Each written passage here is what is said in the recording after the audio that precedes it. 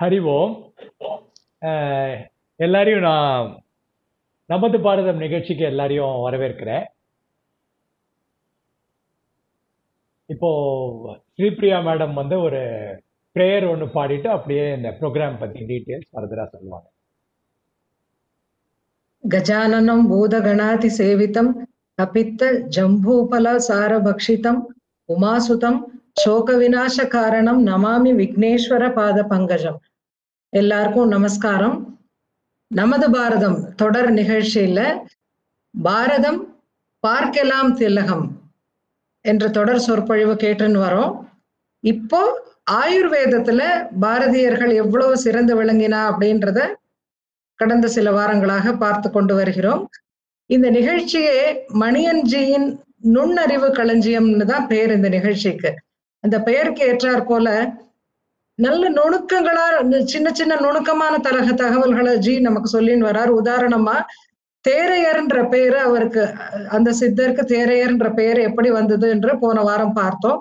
இத போல இன்னும் பல அரிய இன்ட்ரெஸ்டிங்கான தகவல்களை தெரிஞ்சிருக்க இணைந்திருப்பீர் நமது பாரதம் நிகழ்ச்சியில். மணியன்ஜி தொடர் சொற்பொழிவை கேட்க.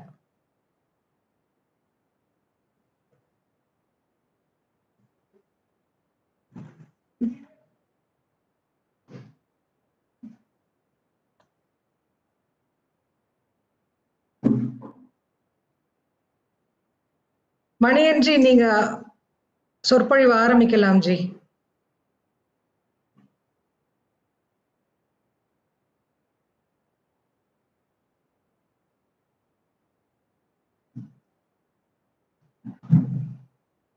நான் அன்மியூட் ரிக்வெஸ்ட் தான் அனுப்பிச்சிருக்கேன்.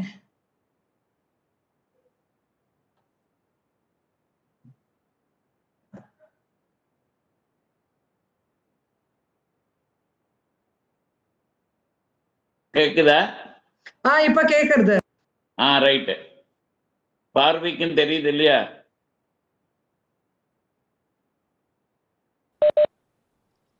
இல்ல, பார்வைக்கு தெரியல ஜி. அப்படியே அப்ப என்ன பண்ணணும்? அதுக்கு கீழே அந்த வீடியோன்ற ஒரு வீடியோ கேமரா பிக்சர் இருக்கும், அதை கிளிக் பண்ணுங்க. தெரியுதா? வரையல் நினைக்கிறேன். இப்போ ஹைலைட் ஆயிடுத்து உங்க ஸ்கிரீனு, ஆனா ஒன்றும் பிக்சர் ஒன்றும் வரல. உங்களுக்கு தெரியறதா உங்க பிக்சர்? ஆமா தெரியுது. அப்ப எனக்கு வரத்துக்கு அதான் ஒரு ஃபியூ செகண்ட்ஸ் ஆகும். சரி, அப்ப நான் பேசுறது கேக்குறது இல்லையா? கேக்குறது. Right, okay. நான் ஆரம்பிக்கிறேன். ஆயுர்வேத சிகிச்சை முறையில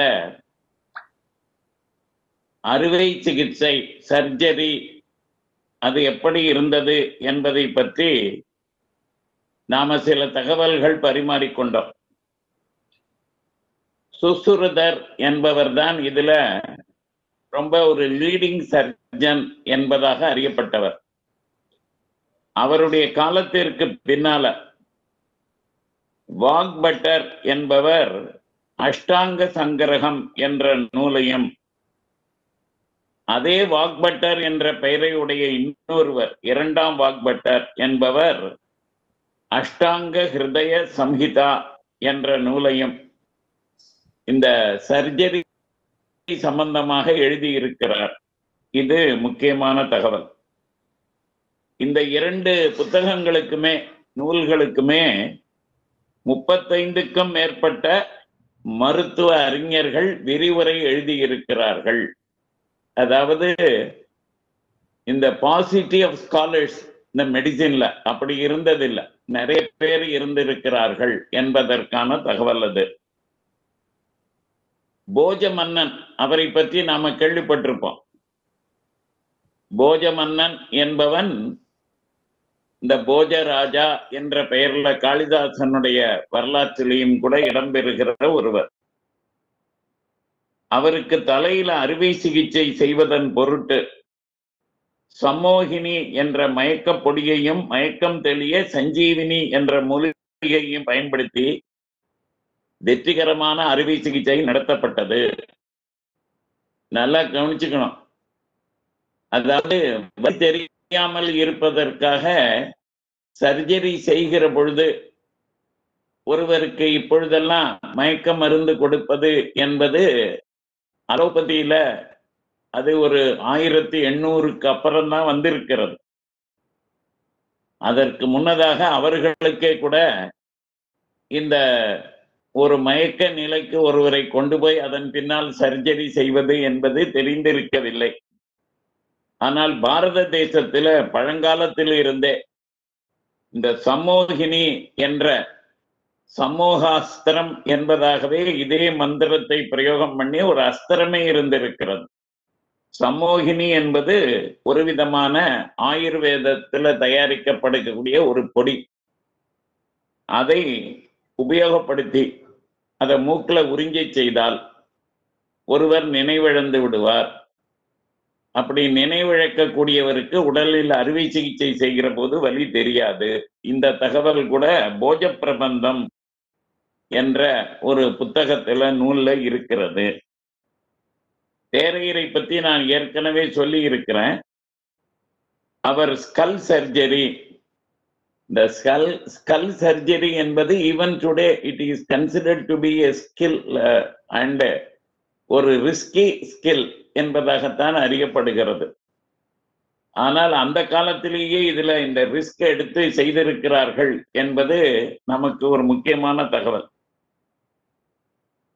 பிளாஸ்டிக் சர்ஜரியை பொறுத்த வரைக்கும் நம்ம தேசத்துல இருக்கக்கூடியவர்கள் எல்லாருமே நிறைய பேர் இந்த பிளாஸ்டிக் சர்ஜரியை உலகத்திற்கு அறிமுகப்படுத்தினார்கள் என்கிற தகவலையும் கூட நான் போகிற போக்கில் சொன்னேன். இதற்கு பிளாஸ்டிக் சர்ஜரி என்ற பெயர் எப்படி வந்தது என்பதை பற்றி கூட நான் ஒரு தகவல் சொன்னேன். பிளாஸ்டிகோஸ் என்ற வார்த்தையிலிருந்து தான் இந்த பிளாஸ்டிக் சர்ஜரி என்பது உருவாக்கப்பட்டது. இது ஒரு கிரேக்க சொல். அதற்கு என்ன அர்த்தம் அப்படின்னாக்க வடிவமைத்தல். அதாவது இப்ப மூக்கு கோணலா இருக்கு, அதை நேராக சரி செய்வது. காது அருந்து போய் இருக்கிறது, உதாரணமா இந்த பாம்படம்னு தமிழ்நாட்டுல கூட பல பெண்கள் கிராமப்புறங்கள்ல ஒரு ஹெவி வெயிட்டி ஒரு காதணி அதை போட்டுக்கொள்வார்கள். அதனால என்ன ஆகும் அப்படின்னாக்க அவர்களுடைய காது தொங்கி போயிடும். அந்த காதுலயே ஒரு பெரிய ஓட்டை கூட விழுந்திருக்கிறத நீங்க கிராமப்புறங்கள்ல இன்றைக்கும் கூட பெண்கள், முதிய பெண்கள் அவர்களை பார்க்கிற போது தெரியும். அந்த மாதிரி காதுல ஏதாவது ஒரு சாதாரண வடிவத்திற்கு மாறாக ஏதாவது செயற்கை ரீதியாக ஏற்பட்டு விட்டது என்று சொன்னாக்க அதை சரி செய்வது வடிவமைப்புதல். அதனால்தான் இதற்கு பேர் பிளாஸ்டிக் சர்ஜரி. இந்த மாதிரி ஒரு வடிவமைப்பு ஏதோ ஒரு வடிவத்துல ஒரு அமைக்கிறோம், அதுக்கு பேர் தான் பிளாஸ்டிகோஸ். இப்ப இதையே ஒரு மெட்டீரியலை உபயோகப்படுத்தி அந்த மெட்டீரியல் மூலமாக வடிவமைக்கப்பட்டது எல்லாத்துக்குமே பிளாஸ்டிக் அப்படின்னு பேர் வந்துருச்சு. இது பிளாஸ்டிக் மக், இது பிளாஸ்டிக் பக்கெட் அப்படின்னு சொல்றோம். இப்ப பக்கெட் இருக்கிறது தான் பிளாஸ்டிக். பிளாஸ்டிக் பக்கெட் என்பது அந்த மெட்டீரியலுக்கு பெயர் அல்ல, நல்லா கவனிச்சுக்கணும். அந்த மெட்டீரியலுக்கு பெயர் அல்ல, மாறாக மெட்டலுக்கும் பெயர் அல்ல. அது உண்மையிலேயே அந்த வடிவமைப்புக்கு பெயர். ஆனால் வடிவமைப்புக்கு பெயர்படுத்துகிற அந்த பர்டிகுலர் உலோகம் அது சமீப காலத்துல ஒரே ஒரு குறிப்பிட்ட உலோகத்தை பயன்படுத்தி அது தயாரிக்கப்படுகிற காரணத்தினால அதனுடைய பெயரையே தாங்கிவிட்டது. பிளாஸ்டிக் மக், பிளாஸ்டிக் பக்கெட், இந்த மாதிரி எல்லாம் பிளாஸ்டிக் டம்ளர், இந்த மாதிரி நம்ம நிறைய உபயோகப்படுத்துறோம். ஆனா இந்த பிளாஸ்டிக் அப்படிங்கிறதுக்கு என்ன அர்த்தம் அப்படின்னா வடிவமைத்தல். இப்ப நீங்க தமிழ்ல இதற்கு உதாரணம் சொல்லணும்னாக்க சொம்பு அப்படிங்கிறோம். சொம்பு அப்படின்னு சொல்லிவிட்டு வெள்ளி சொம்பு, அதே நேரத்துல தங்க சொம்பு, இதெல்லாம் நாம சொல்றோம் இல்லையா. ஆக்சுவலா சொம்பு என்பதே செம்பு என்பதிலிருந்து வந்தது. செம்பு என்ற உலோகத்தினால் செய்யப்படுகிற வடிவமைப்புகள் எல்லாவற்றுக்குமே செம்பு தான். செம்பு பாத்திரங்கள், அது டம்ளராகவும் இருக்கலாம், மற்றதாகவும் இருக்கலாம். அந்த காலத்துல இப்பொழுது நாம பயன்படுத்துகிற சொம்பு அப்படின்னு ஒண்ணு பயன்படுத்துகிறோமே, ஒரு குறிப்பிட்ட வடிவத்துல இருக்கக்கூடியது, அதுல நீர் நிறைய குடிக்கக்கூடிய பழக்கம் இருந்த காலத்துல அந்த சொம்புல தண்ணீரை அருந்துவதற்காக அந்த வடிவமைத்து அந்த பாத்திரம் தயாரிக்கப்பட்டது. அது எதுல தயாரித்தார்கள் என்றால் செப்பு உலோகத்துல. இந்த செப்புல தான் அதை தயார் பண்ணுவது என்பதாகவும் அவர்கள் இருந்தார்கள். அந்த மாதிரி செப்புல தயார் பண்ணின காரணத்தினால அதற்கு செம்பு என்று பெயர். செப்புன்னு அதாவது செப்பு அந்த மெட்டல் அதனுடைய பெயர். ஆனால் அதன் பின்னால இதே சொம்பை வேறு உலோகங்களில் இருந்தும் தயாரிக்க தொடங்கினார்கள். இந்த செம்பு அந்த உலோகத்திலே பயன்படுத்தி தண்ணீரை அருந்த வேண்டும் என்ற பழக்கமும் கொஞ்சம் கொஞ்சமாக குறைந்தது. அதனால செப்பு பாத்திரத்துலதான் தண்ணீரை வைத்து இரவு நேரத்துல அதை வைத்து அதை காலையில அருந்துவது என்ற பழக்கம். அது ஒரு மெடிசின். ஆனால் அது போனதுக்கு அப்புறம் அந்த வடிவத்துல இருக்கக்கூடிய எல்லாமே பிளாஸ்டிக் சொம்புங்கிறான், வெள்ளி சொம்புங்கிறான். அதனால சொம்பு என்பது ஏதோ ஒரு வடிவமைப்புக்கு பெயர் என்பதை விட அந்த மெட்டலுக்கு பெயர். அது போல இங்கே வடிவமைப்புக்கு பெயர் அந்த மெட்டலுக்கே பெயராகி மாறிவிட்டது. இதைத்தான் நான் சொன்னேன். அதுக்கப்புறம் இந்த மூக்கு அறுவை சிகிச்சை செய்வதற்குத்தான் நிறைய பிளாஸ்டிக் சர்ஜரி என்பது பயன்படுத்தப்பட்டது. காதுகளை சரி செய்வதற்கும் கூட பயன்படுத்தப்பட்டது. உதடுகளை சீரமைப்பதற்காகவும் கூட பயன்படுத்தப்பட்டு இருக்கிறது. குறிப்பாக ஒரு ஆடவனுக்கோ ஒரு பெண்ணுக்கோ இந்த முக அழகு என்பது நிறத்தை வைத்து அமைவது அல்ல. யாருடைய அழகுமே உறுப்புகள் அமைந்திருக்கிற விதத்தை பொறுத்து தான் அழகு அமைகிறது.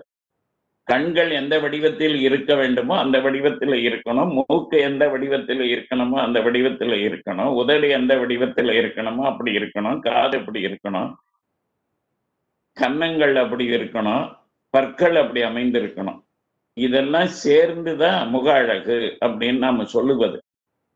அந்த மாதிரி பார்க்கிற போது இதுல ஏதாவது ஒரு குறைபாடு இருந்தால் கூட அதை மனிதர்கள் சரி செய்வதற்கு முயற்சி செய்திருக்கிறார்கள். அதாவது இப்படியே இருந்துட்டு போட்டோமே அப்படின்னு யாரும் விடுறதில்லை. ஏனென்றாக்க ஒருத்தனுடைய பிசிக்கல் பர்சனாலிட்டி, குறிப்பாக அவருடைய ஃபேஸ், அந்த பர்சனாலிட்டியில ஃபேஸ் அது ரொம்ப முக்கியமானது. அதனால அந்த ஃபேஸ் எப்படி அமைந்திருக்கிறது அல்லது என்னென்ன வடிவத்தில் எந்தெந்த உறுப்புகள் எப்படி இருக்கின்றன, இது ரொம்ப முக்கியம். இதுல எந்த ஒரு குறைபாடும் பளிச்சென தெரியும். அந்த குறைபாடு உள்ளவர்களை மற்றவர்கள் ஏற்பதும் கடினம். அதனால நீங்க பார்த்தீர்கள் என்று சொன்னால் இந்த குறைபாடுகளை நீக்கிக் கொள்ள வேண்டும் என்பது மனோவியல் ரீதியாகவும் மனிதர்களுக்கு பல காலமாக இருந்து வந்திருக்கிற ஒன்று. அதனால இந்த உதடுகளை சீரமைப்பதற்கு கூட இந்த ஆயுர்வேத அறுவை சிகிச்சை முறையில பிளாஸ்டிக் சர்ஜரி செய்யப்பட்டு இருக்கிறது. இதுல ஒரு தகவல், இந்த இந்திரனுக்கு மேஷவிருஷ்ணன் அப்படின்னு ஒரு பேர் உண்டு. இந்த மேஷவிருஷ்ணன் அப்படிங்கிற பெயர் எப்படி வந்தது என்பதே தெரியாது. ராமாயணத்திலையும் சரி மற்ற பல புராணங்களையும் பலவிதமாக சொல்லப்பட்டிருக்கிறது. இந்த அகல்யிடத்துல தவறாக நடந்து கொண்டான். அதனால அகல்யினிடத்துல தவறாக நடந்து கொண்டதுனால அந்த மகரிஷியினுடைய சாபத்திற்கு ஆளாகி எந்த ஒரு ஆண் உறுப்பின் காரணமாக இந்த இச்சையை அவன் தவறாக பிரயோகப்படுத்தி கொண்டானோ அந்த இச்சையை போக்குவது போல அவருடைய ஆண் உறுப்பினை அகற்றி இருக்கிறார். அந்த ஆண் உறுப்பிலே இல்லாமல் போக கடவது என்பதாக கௌதமர் ஒரு சாபம் கொடுக்கிறார். அந்த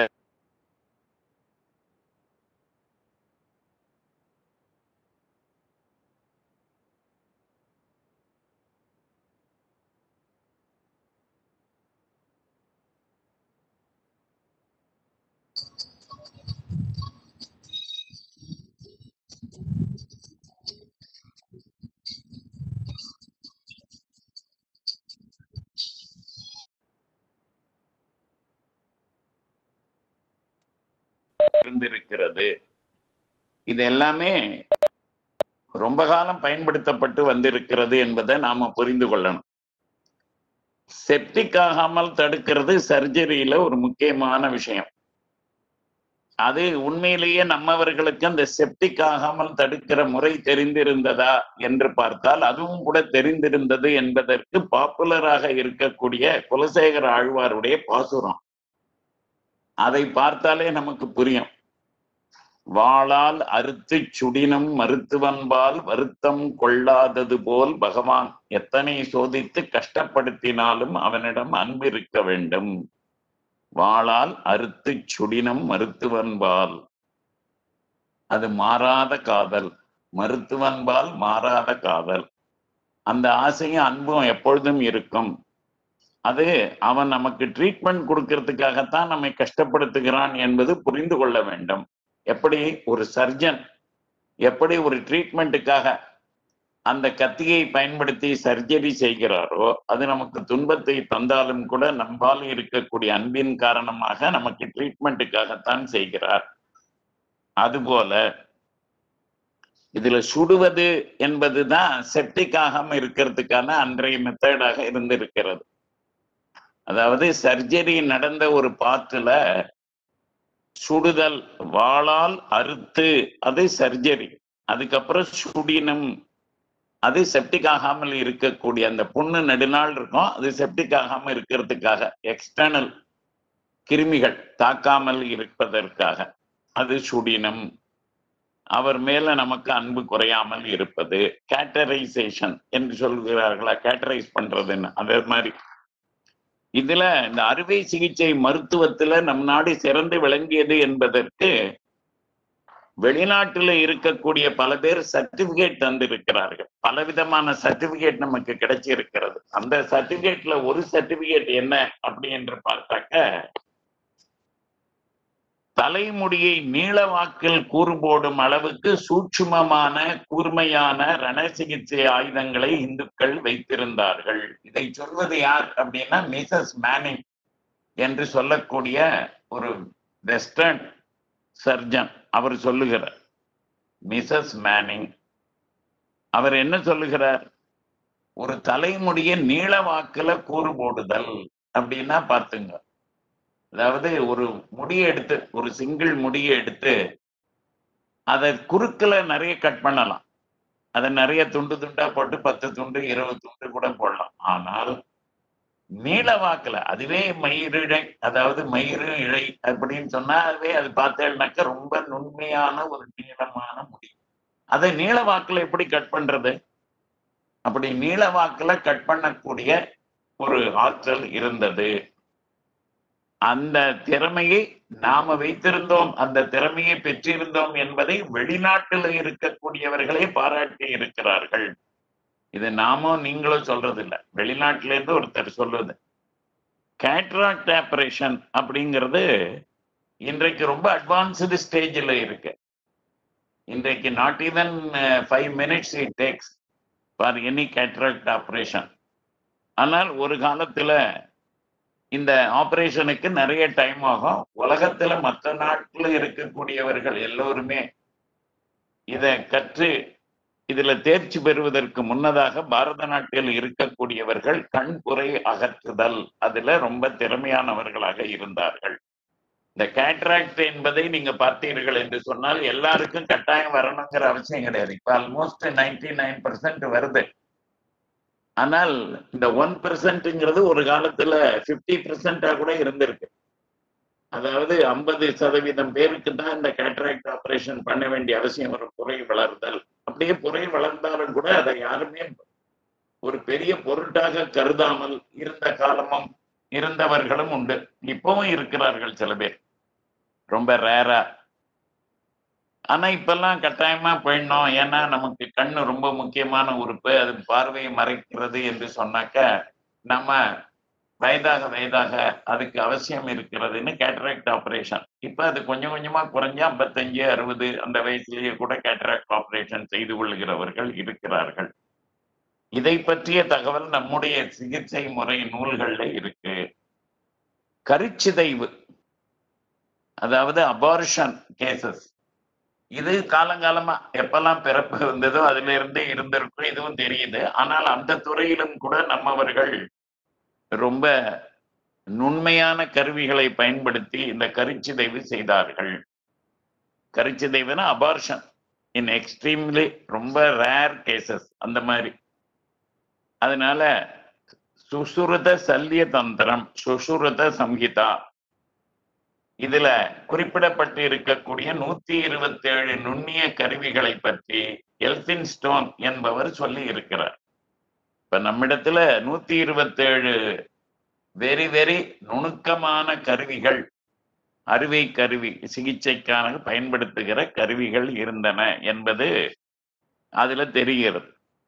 கிதாப் ஷா ஷூ அட்டிண்டி, கிதாப் ஏ சப் சுருத் என்ற பெயர்களில் இது அரேபிய மொழியில மொழிபெயர்க்கப்பட்டு இந்த புத்தகங்கள் வந்திருக்கின்றன. கிதாப் ஷா ஷூ அட்டிண்டி, கிதாப் ஏ சுருத், இதெல்லாம் அரேபிய மொழியில நம்முடைய நாட்டில் இருக்கக்கூடிய சுஷ்ருத சல்லிய தந்திரம், சுஷ்ருத சம்ஹிதா, இவைகள் டிரான்ஸ்லேட் ஆகி போயிருக்கு. ரேசஸ் என்பவர் அரபு நாட்டு மருத்துவர். இவர் சுஷ்ருதரை அறுவை சிகிச்சையில் உயர்ந்த நிபுணர் என்பதாகவே வர்ணிக்கிறார். த ஆன்டிகுவிட்டி ஆஃப் ஹிந்து மெடிசின் என்ற நூல்ல, அதாவது நீங்க பார்த்தீர்கள் என்றால் இதில் ஒரு ஆச்சரியம், இந்த ஹிந்து என்பது ஒரு குறிப்பிட்ட மதத்துக்கு குறிப்பிடப்படுகிற பெயர் அல்ல, இந்த தேசத்திற்கு பயன்படுத்துகிற பெயர் என்பதை நிரூபிப்பது போல the antiquity of Hindu medicine, the antiquity of Hindu chemistry, Hindu physics, Hindu mathematics, இந்த வார்த்தைகள் பல பேர் ஆங்கிலேயர்கள் பயன்படுத்தி இருக்கிறார்கள். டாக்டர் ராயல் என்பவர் பாரதிய அறுவை சிகிச்சை முன்னேற்றம் பற்றி விரிவாகவே எழுதியிருக்கிறார். பிளாஸ்டிக் சர்ஜரிய நம்மிடமிருந்து தான் உலகம் கற்றுக்கொண்டது என்பதில் எந்த விதமான சந்தேகமும் இல்லை. இப்ப நம் நாட்டில் இதற்கு நடைபெற்ற அண்மை கால சம்பவம் ஒன்றை நான் சொல்ல விரும்புகிறேன். இந்த திப்பு சுல்தான் பிரிட்டிஷ்காரர்களை எதிர்த்து போரிட்டான், ஹைதர் அலியும் போரிட்டார், இது தெரியும். அவர்கள் நம் நாட்டில் இருந்து சில விஞ்ஞான தொழில்நுட்பங்களை பிரிட்டிஷ்காரர்களுக்கு அவர்களோடு இந்த போர் நடைபெறுகிற போது தெரிந்து கொண்டதாக தகவல் இருக்கிறது. ஒன்று ஸ்டோரி ஆஃப் இந்தியன் ராக்கெட்ஸ், ஏவுகணை விடுதல், ட்ரீம் என்ற ஒரு மேகசின் 1999ல ஒரு கட்டுரை வெளிவந்து இருக்கிறது. அதுல குறிப்பிடப்படுகிற தகவல் the story of Indian rockets. அதுல இந்த மாதிரி இது திப்பு சுல்தான் மூலமாக ஹைதர் அலி காலத்துல அவனோடு போரிடுகிற பொழுது, அங்க இருக்கக்கூடிய மக்களோடு பழகிய பொழுது, நம் நாட்டுல தொடர்பு வந்த போது ஆங்கிலேயர்கள் தெரிந்து கொண்டார்கள். அதை பற்றிய கட்டுரை. அதிலேயே இன்னொரு தகவல், இந்த பிளாஸ்டிக் சர்ஜரியை பற்றி பிரிட்டிஷ் ஆர்மியில ஒரு மராட்டி அந்த பகுதியை சேர்ந்த ஒரு மாட்டு வண்டிக்காரன், காவாசாக்கி என்பது அவனுடைய பெயர். இப்ப ஆர்மிக்கும் மாட்டு வண்டிக்காரனுக்கு என்ன சம்பந்தம் என்பதாக கேட்கலாம். இந்த போர்ல பயன்படுத்துவதற்காக transportation of food materials, food articles, அதற்கெல்லாம் வேறு சில வெஹிக்கிள்ஸ் வேற பர்பஸுக்கு பயன்படுத்தப்படுகிற காரணத்தினால மாட்டு வண்டிகளையும் பயன்படுத்தி இருக்கிறார்கள், பிரிட்டிஷ்காரர்களே பயன்படுத்தி இருக்கிறார்கள். இதை நல்லா புரிஞ்சுக்கணும். அந்த மாதிரி ஒரு மாட்டு வண்டிக்காரன், அதாவது இவாஸ் இந்த service of the British army, but அவன் ஒரு காட், மாட்டு வண்டி, உலக்காட் ஓட்டக்கூடிய ஒரு ஆள். அவன் திப்பு சுல்தான் படையின் இடத்துல சிக்கிக் கொண்டு விட்டான். இவனோடு கூடவே இந்து போர் வீரர்கள் அந்த சுல்தானின் படையினரிடம் வசமாக மாட்டிக்கொண்டனர். இவர்களுடைய வலது கரங்கள், மூக்குகள் வெட்டப்பட்டு பிரிட்டிஷாரிடம் திரும்ப அவர்களை ஒப்படைத்திருக்கிறார்கள். இன்னைக்கு கூட நீங்க பாத்தீங்கன்னா நமக்கும் பங்களாதேஷுக்கும், பங்களாதேஷ் அல்ல பாகிஸ்தானுக்கும் நடைபெற்ற போர் 1971 வார், அப்புறம் நிறைய எந்த வாரா இருந்தாலும் அதுல எல்லாமே நீங்க பார்த்தீர்கள் என்றால் நாம ஒரு பிரிசனரை வார் பிரிசனர் என்பதாகத்தான் ட்ரீட் பண்ணுவோம். அவர்களுக்கு எந்த விதமான பிசிக்கல் ஹார்ம் அதை எதையுமே நாம செய்ய மாட்டோம்.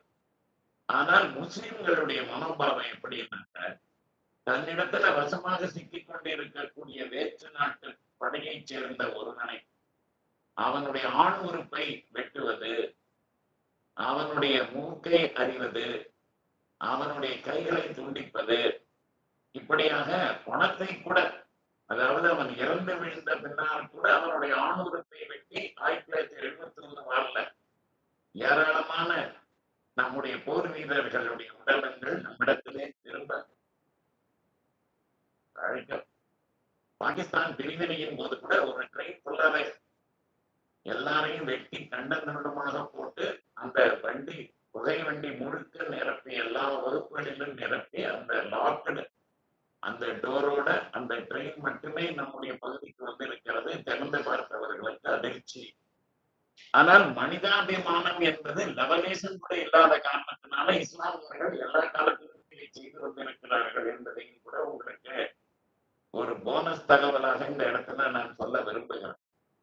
அதனால இந்த வலது கரங்கள் மூக்குகள் வெட்டப்பட்ட உடனே இந்த ஆங்கில ராணுவ அதிகாரி ஒரு இந்து வியாபாரியை சந்தித்த போது இந்த மாதிரி தன்னுடைய படையில இப்படி சில பேருக்கு நிகழ்ந்து விட்டது, இதற்கு என்ன செய்வது என்கின்ற யோசனையில் இருந்த பொழுது அந்த இந்து வியாபாரி என்ன சொன்னார், தன்னுடைய மூக்கை கூட பிளாஸ்டிக் சர்ஜரி மூலமாகத்தான் மாற்றிக் கொண்டதாக. அதாவது அவருடைய வித்தியாசமான மூக்கு, அதை பார்த்தவன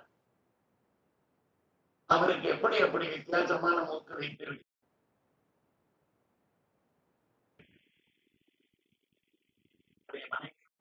உரம் கொண்டிருந்ததுனால அந்த பஞ்சாயத்துக்காரர்கள் அதை தெரிந்த போது அவருடைய மூக்கை வெட்டி விட்டார்கள். பின்னர் மராத்திய குயவர் ஜாதியை சேர்ந்த வைத்தியர் ஒருவர் மூலம், நல்லா கவனிச்சுங்க, இந்த மெடிசின் அப்படின்னு சொல்லுகிற போது இந்த மோஸ்ட்லி அந்த மெடிசின் தொழிலில் இருந்தவர்கள் என்பவர்கள் வெவ்வேறு தொழிலையும் செய்து வந்திருக்கிறார்கள். குயவர்கள் மண்பாண்டங்கள் செய்கிறவர்கள் அவர்கள் டாக்டர்களாக இருந்திருக்கிறார்கள். சில ஜாதிகள்ல இதை விசேஷமாக, அதாவது பிராமணர்கள் வைத்தியர்களாக இருந்தது ஒரு பக்கம், சத்திரியர்கள்ல வைத்தியர்கள் இருந்தது இன்னொரு பக்கம். ஆனால் எல்லா ஜாதிகளிலுமே இப்படி இருந்திருக்கிறார்கள் என்பதற்காக சொல்லுகிறேன். இன்றைக்கு கூட நம்முடைய ஹேர் கட்டிங் சலூன்லாம் இருக்கு இல்லையா, அதுல ஹேர் கட் பண்ணக்கூடியவர்கள், பரம்பரையாக ஹேர் கட் பண்ணக்கூடியவர்கள், பார்பர்ஸ் என்பதாக சொல்லுகிறோமே, அவர்கள் எல்லாருமே மருத்துவர்கள் என்பதாக அறியப்படுகிறார்கள். நீங்க பாத்தீங்கன்னாக்க இந்த ஏதாவது ஒரு பார்பர் ஷாப்ல மருத்துவ சங்கம் அப்படிதான் போட்டிருக்கோம். மருத்துவர் என்பதாகத்தான் தன்னை அழைத்தது சங்கம். ஆனால் முடித்திருத்துகிறவர் என்று சொல்லிக் கொள்வதை விட மருத்துவர் என்பது அண்மை காலம் வரைக்கும், இப்ப சில பேர் அந்த மருத்துவர் என்பதை மாற்றி முடித்திருத்துவார் என்பதாகத்தான் கொடுக்கிறார்கள். ஆனால் மருத்துவர்களும் முடித்திருத்துகிறவர்களும் ஒன்றாகவே ஒரு காலத்துல 2 ப்ரொஃபஷன் அவர்களுக்கு இருந்திருக்கிறது. இதற்கு ஒண்ணுக்கு ஏன் இந்த ரிலேஷன்ஷிப் வந்தது என்பதையெல்லாம் அப்புறம் பார்க்கலாம். ஆனால் இப்ப இந்த ராணுவ அதிகாரி அந்த ஆள் மூலமா இந்த தகவலை தெரிந்து கொண்டு அந்த மருத்துவரையே வரவழைத்து, அதாவது குயவராக இருக்கக்கூடிய ஒரு மருத்துவரை வரவழைத்து தன்னுடைய படையில மூக்கற்பட்டு என்ற வண்டிக்காரன் ராணுவ வீரர்கள் அவர்களுடைய மூக்குகளை சரி செய்ததாக ஒரு தகவல் இருக்கிறது. இந்த எந்த இடத்துல இது நடந்தது அப்படின்னாக்க புனே, அதுக்கு பக்கத்துல இருக்கக்கூடிய ஒரு கிராமத்தில் வைத்து இது நடந்தது. இந்த சர்ஜரி நடக்கிற போது, இந்த ஆபரேஷன் நடக்கிற போது இது யார் பார்த்தார்கள் அப்படின்னாக்க British doctors Thomas Cruso, James Finlay, இந்த 2 பேரும் இதற்கு சாட்சியமாக இருந்தார்கள், சாட்சிகளாக இருந்தார்கள். இந்த அறுவை சிகிச்சை செய்த இந்து வைத்தியருடைய பெயரை அதுல மென்ஷன் பண்ணல, ஆனால் இதற்கு விட்னஸாக இருந்தவர்கள் பெயர் பதிவிடப்பட்டிருக்கிறது. இந்த சிகிச்சையை பற்றிய படங்களோடு கூடிய தகவல் மெட்ராஸ் கெசட் அதுல வெளிவந்திருக்கிறது. அது மட்டுமல்லாமல் 1794 October issue of Gentleman's magazine of London என்ற ஒரு பத்திரிகையில இந்த தகவல் வெளிவந்திருக்கிறது. இது இங்கிலாந்துக்கு எப்படி பரவியது என்பதை பற்றிய தகவலும் கூட தரப்பட்டு இருக்கிறது. அரக்கு மெழுகினால மூக்க முதல்ல வடிவமைப்பார்கள், அதற்கு நிகரான சதை நெற்றி பகுதியில் இருந்து வெட்டி எடுக்கப்பட்டு மூக்கில் பொருத்தப்படும். இரத்த சேதம் அதிகமில்லாமல் 20 நாட்களில் புண் ஆறி இயல்பான மூக்கும் நெற்றியில் வெட்டப்பட்ட வடிவும் மாறி மிக அழகாக அவர்கள் தோற்றமளித்த விவரம் ஆங்கிலத்தில் the Gentleman's magazine of London 1794 October month issue, அதுல இந்த தகவல் தரப்பட்டு இருக்கிறது. இதனை படித்துவிட்டு ஜேசி கர்பியூ என்ற ஒரு இங்கிலீஷ் டாக்டர் 1814 இங்கிலாந்தில் வெற்றிகரமாக 2 அறுவை சிகிச்சைகளை அவர் செய்திருக்கிறார். அவருக்கு இந்த தகவல் இதன் மூலமாக கிடைத்தது. இவரை அடுத்து கிராஃபே என்ற ஜெர்மானிய டாக்டர் உடலின் புஜத்தில் இருந்து சதையை எடுத்து இது போன்ற அறுவை சிகிச்சையை வெற்றிகரமாக செய்தார். சாதாரணமா இந்த சதை பகுதி என்று பார்த்தீர்கள்னா தொட, கணுக்கால், அதுக்கு மேல் பகுதியில் இருக்கக்கூடிய ஆடு சதை, இந்த மாதிரி தோளாப்பட்டையில சதை, எல்லாம் எது அதிகமாக இருக்கிறதோ அந்த சதையிலிருந்து பகுதியை எடுத்து சர்ஜரி பண்ணுவது என்பது அந்த காலத்துல ரொம்ப விசேஷமாக இருந்திருக்கிறது. இந்த ஜேசி கர்பியூ அவர் ஆபரேஷன் செய்த நாள் அது கூட இருக்கு, 1814 அக்டோபர் 23. இது மொத்தமா இந்த ஆபரேஷனுக்கு எவ்வளவு நேரம் ஆச்சுன்னா 35 மினிட்ஸ். அதனால கிரீஸ், இத்தாலி இந்த பகுதிகள் எல்லாம் நம்முடைய பிளாஸ்டிக் சர்ஜரி பரவியது. 1442 இத்தாலி நாட்டுல பிராங்கா என்ற மருத்துவர் சிசிலி அந்த பகுதியில கட்டானியா இன் சிசிலி மூக்கை பொருத்தும் அறுவை சிகிச்சையை முதல் முறையாக செய்தார். இது இந்து மருத்துவ சிகிச்சை முறைப்படி நடந்தது. இது 1442. இத்தாலி நாட்டினுடைய பொய்னியா குடும்பத்தினர் இந்த அறுவை சிகிச்சையில தேர்ச்சி பெற்று பல அறுவை சிகிச்சைகளை செய்ததாக புளோராவந்தி என்ற டாக்டர் தம் 1568 தாம் எழுதிய புத்தகத்தில் இதை சொல்லி இருக்கிறார். இத்தாலி நாட்டு மருத்துவர் காஸ்பரோ தக்லியோகாசி என்பவர் பிளாஸ்டிக் அறுவை சிகிச்சை செய்ததற்காக அவர் சர்ச்சு பகிஷ்காரம் செய்தது. நல்லா கவனிச்சுக்கணும். நம் நாட்டுல மெடிசின் அதுக்கும் நம்முடைய ரிலிஜியன் அந்த பிலீஃப்ஸ் அதுக்கும் எந்த சம்பந்தமும் கிடையாது. இப்ப கூட சில பேர் சம்பந்தப்படுத்துகிறவர்கள் இருக்கிறார்கள். அதாவது இது நம்முடைய தர்மத்திற்கு விரோதமானது என்பதாக சிலவற்றை அவர்கள் இன்றைக்கும் குறிக்கிறார்கள். இது ரொம்ப தவறான விஷயம். உதாரணமா இப்ப கூட நம்முடைய உறுப்புகள் தானம் செய்வது, கிட்னி தானம் செய்வது, அல்லது ஏதாவது ஒரு உடல் உறுப்பை கண் சிகிச்சைக்காக கண்ணை தானம் செய்வது, இதெல்லாம் இப்ப பாப்புலர் ஆயிட்டு வருது. ஆனாலும் கூட இன்றைக்கு ரொம்ப இந்த கட்டுப்பட்டியான மடிசஞ்சிகள் சில பேர் இருக்கா இல்லையா, அதாவது அவர்கள் முன்னையும் போய் அவங்க எதையும் தர்மத்தை பின்பற்ற மாட்டார்கள் சொந்த வாழ்க்கையில. அதே நேரத்துல அவர்கள் யாருமே இந்த மாடர்னா இன்றைக்கு எப்படி வளர்ந்து வரக்கூடிய அந்த மாற்றத்திற்கேற்ப எதை செய்யணும் எதை செய்யக்கூடாது என்பதும் தெரியாது. அதனால அப்படிப்பட்டவர்கள் இந்த உடல் உறுப்புகளை எல்லாம் சிதைத்தால் அதுக்கப்புறம் அது பகவானுக்கு அர்ப்பணம் ஆகிற போது, அக்னி பகவான் இடத்துல அதை கொடுக்கிற போது, இறந்து போன பின் அந்த சரீரத்துல ஹானி இருக்கக்கூடாது என்பதாகத்தான் சொல்லி இந்த உடல் உறுப்புகள் தானம் செய்வதை, கண் தானம் செய்வதை, இந்த மாதிரி கிட்னி தானம் செய்வதை எல்லாம் விமர்சிக்கக்கூடிய சில பைத்தியங்கள் நம்மிடத்திலும் இருக்கிறார்கள். ஆனால் அந்த எண்ணிக்கை ரொம்ப குறைவு. ஆனால் அவர்களுக்கு இங்கெல்லாம் ஒரு அதிகார அந்தஸ்துல நாம கொடுக்கல. அதுதான் நம்முடைய சொசைட்டியினுடைய கிரேட்னஸே. These religious people have never been given ஒரு கவர்மெண்ட் அதிகாரத்தை பயன்படுத்தி அவர்கள் இது எதையுமே இம்ப்ளிமெண்ட் பண்ணக்கூடிய வாய்ப்பை நாம கொடுக்கல. இது கொடுத்ததாக சில பேர் சொல்லிக் கொண்டிருக்கிறார்கள். அது உண்மை அல்ல. எந்த காலகட்டத்திலுமே தீஸ் பீப்புள் வேற ஒரு மைக்ரோஸ்கோபிக் மைனாரிட்டியாகத்தான் இருந்திருக்கிறார்கள். அவர்களுடைய கருத்துக்களை சமுதாயம் ஏற்றுக்கொண்டதும் இல்லை. சமுதாயம் அவர்கள் கருத்துக்களை பற்றி கவலைப்பட்டதும் கிடையாது. அதை புறக்கணித்து விட்டு தன்பாக்கில் அது போய்கொண்டிருந்தது. ஆனால் ஆர்கனைஸ்டு ரிலிஜியன் ஆகிய கிறிஸ்டியானிட்டியில அப்படி செய்ய முடியாது. அது சமூக பகிஷ்காரம் அந்த அளவுக்கு போயிடுச்சு. இப்ப இஸ்லாமிலையும் அது பாசிபிள் இல்லை. ஜமாத்துக்கு கட்டுப்பட்டவது அந்த சமுதாயம், கிறிஸ்தவர்கள் சமுதாயம். ஆனால் இந்து சமுதாயம் யாருக்கும் கட்டுப்பட்டது அல்ல. இது ரொம்ப பெரிய பாக்கியம். இது ஏதோ தவறுதல் நினைக்க வேண்டாம். நாம யாருக்குமே கட்டுப்பட்டவர்கள் அல்ல அப்படின்னு சொல்லுகிற போது சில நேரங்கள்ல நமக்கு என்ன தோணும்னாக்க, அதனால்தான் நாம ஒன்னையும் இம்ப்ளிமெண்ட் பண்ண முடியலையோ அப்படின்னு நினைப்போம். ஆனால் அந்த மாதிரி இம்ப்ளிமெண்ட் பண்ண முடியாம போறதுங்கிறது ரொம்ப சின்ன விஷயங்கள், அல்ப விஷயங்கள். ஆனால் இந்த மாதிரி இருக்கிறதுனால நமக்கு ஏற்பட்டிருக்கிற லாபம் எல்லாம் என்ன அப்படிங்கறத நீங்க புரிஞ்சுக்கணும். இதே சர்ச் மாதிரி ஒரு ஆர்கனைசேஷன் இங்க இருந்து அவளுடைய பவர் கை ஓங்கி இருந்து அவளுக்கு நாம எல்லாருமே கட்டுப்பட்டவர்களாக, இப்ப நாம சங்கர மடத்துக்கும் கட்டுப்பட்டவர்கள் அல்ல, ஒரு ஜிஆர் சுவாமிக்கு கட்டுப்பட்டவர்கள் அல்ல, ஒரு மாத்வ சன்னியாசிக்கு கட்டுப்பட்டவர்கள் அல்ல. அந்த மடத்தையே நாம ஃபாலோ பண்ணுவோம். ஆனா they cannot interfere in my personal life. I don't bother about their views on my personal conduct on certain things which I consider. இன்றைக்கு சோசியலி இது அவசியம் அப்படின்னு நான் விஷயத்தை அதை ஒரு குறிப்பிட்ட சம்பிரதாயத்தை சேர்ந்த ஒரு ஆச்சாரியர் ஏற்றுக்கொள்ளவில்லை. அதனால அந்த ஆச்சாரியரை நான் மற்ற விஷயங்களில் ஏற்றுக்கொண்டாலும் இந்த விஷயத்துல I don't father about his views. இதுதான் இந்து தர்மத்தினுடைய ஒரு கிரேட்னஸ். அதை புரிஞ்சுக்கணும் நாம. அதனால இந்த சமூக பகிஷ்காரம், இந்த டாக்டர் இப்படி ஒரு பிளாஸ்டிக் சர்ஜரி பண்ணினதுக்காக அது என்னன்னா பைபிளுக்கு விரோதமானது இந்த சிகிச்சை.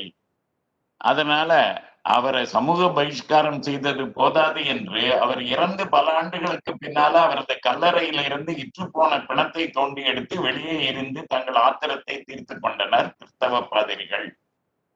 இந்த மாதிரி இந்த ஒரு கேஸ்ல இல்ல, நான் நிறைய கேஸை பத்தி எழுதி இருக்கிறேன். அந்த மாதிரி இது ஒரு கேஸ் இந்த நூல்ல நான் எழுதி இருக்கிறது. இது என்னுடைய புஸ்தகம். இத மாதிரி பாத்தீங்க, பாரத நாடு பார்க்கலாம் திலகம். இதெல்லாம் நான் சொல்றது உங்க காதலோட கேட்டு இந்த காதல வாங்கி அந்த காதல விடாம இருக்கணும்னா இந்த புத்தகத்தை வாங்கி படிக்கலாம். இது எல்கேஎம் பப்ளிகேஷன்ஸ்ல இருக்கு, இன்றைக்கு அவைலபிள். பாரத நாடு பார்க்கலாம் திலகம், ஆர்பிவிஎஸ் மணியன் எழுதியது. அதனால இந்த விஷயங்களை எல்லாம் நாம நிறைய தெரிந்து கொள்ளணும்.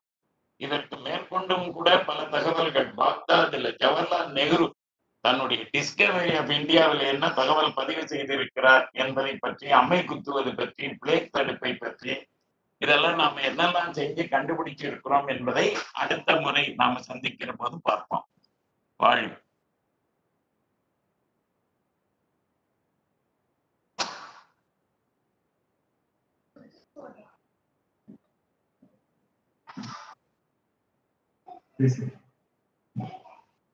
மீண்டும் அடுத்த வாரம் நமது பாரதம் நிகழ்ச்சியில ஆயுர்வேத சிகிச்சை முறை பற்றி தொடர்ந்து தகவல்கள் தெரிஞ்சுக்க இருக்கிறோம். இப்பொழுது நிறைவு பகுதி. அசதோமா சத்கமய தமசோமா ஜோதிர்கமய மிருத்யோர்மாமமிருதங்கமய. ஓம் சாந்தி சாந்தி சாந்தி. நன்றி. மீண்டும் அடுத்த சனிக்கிழமை சந்திப்போம்.